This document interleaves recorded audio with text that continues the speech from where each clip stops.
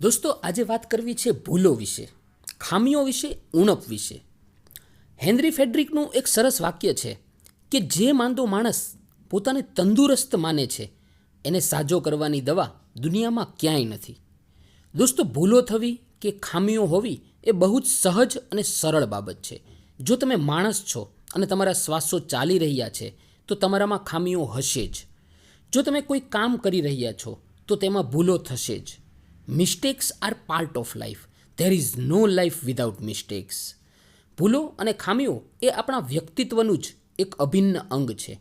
ખામીઓ વગરનો માણસ જો શોધવા જશો તો ખાલી હાથે જ પાછા ફરવું પડશે.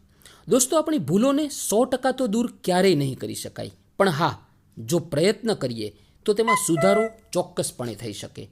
જો તમે તમારી ભૂલોને ભૂલ માનતા જ નથી, તમારી ખામીને સ્વીકારતા જ નથી, તો તમે સુધારાથી ઘણા દૂર છો.